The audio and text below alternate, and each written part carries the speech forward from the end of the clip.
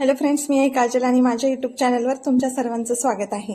तर आज आपण बघणार आहोत की कशा प्रकारे आपण चेअरला जे कुशन्स असतात आणि ते खराब होऊ नये त्यासाठी कव्हर कशा प्रकारे बनवायचे आहेत.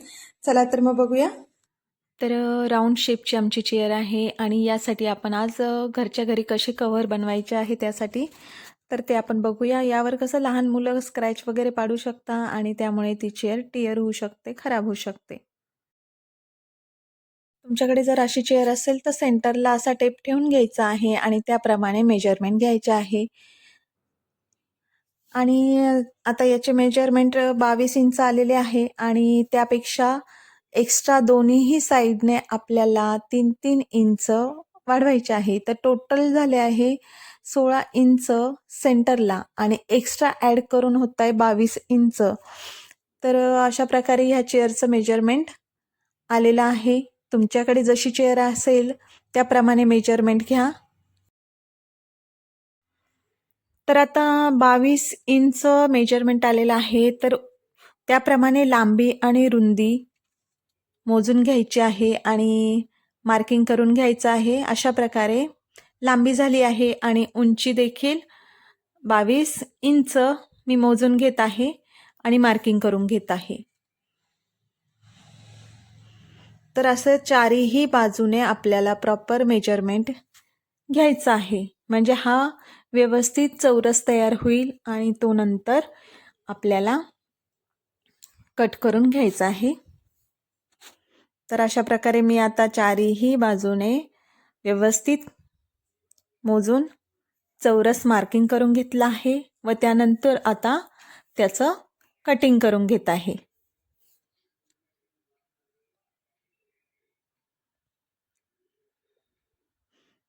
तर असे कटिंग करून घेतल्यानंतर हा चौरस आकार तयार होतोय. मग आता हा चौरस आपल्याला सर्क्युलर शेपमध्ये प्रॉपर 22 इंचमध्ये कसा कट करायचा आहे त्याची पद्धत दिलेली आहे. तर अशा प्रकारे क्रॉस कपडा टाकून आणि परत एकदा फोल्ड करून घ्यायचा आहे आणि मग सर्कल शेपमध्ये कट करून घ्यायचं आहे. आता इथे टेपने व्यवस्थित जर तुम्ही चेक केलं तर 11 इंच हा तुम्हाला दिसेल. हे बघा, अशा प्रकारे 11 इंच सेंटर पार्टला बरोबर मेजरमेंट आले आहे.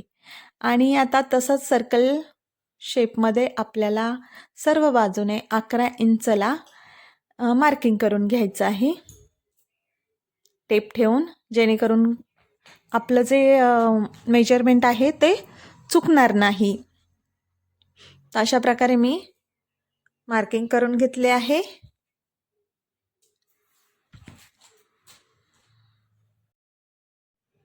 तर व्यवस्थित मार्किंग करून घेतल्यानंतर आता आपण त्याला कटिंग करून घेणार आहे.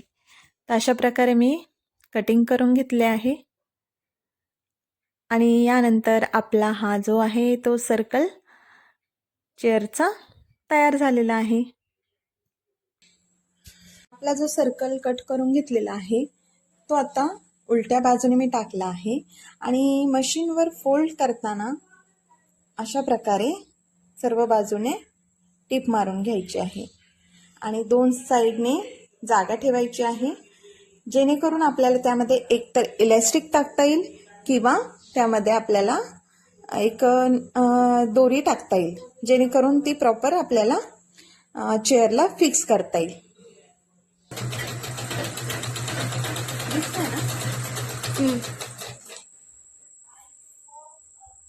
तर अशा प्रकारे मी टिप मारून घेतली आहे आणि दोन्हीही साईडने त्याला दोरी टाकण्यासाठी जागा ठेवली आहे. तर आता पिनच्या मदतीने मी आता दोरी टाकून घेत आहे आपल्या कव्हरमध्ये.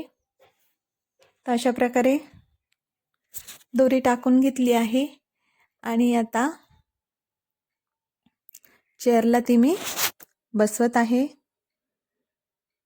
तर तुम्ही बघू शकताय की व्यवस्थित आपला हा जो कवर आहे तो रेडी झाला आहे.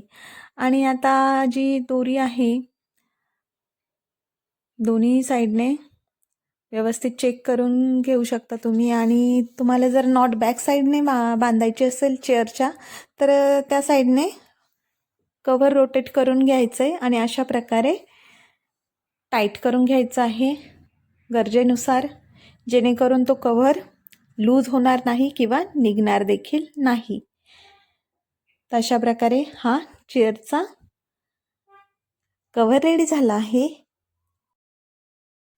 आय होप तुम्हाला हा कव्हर आवडला असेल तर नक्की लाईक आणि शेअर कराल, सबस्क्राईब देखील कराल.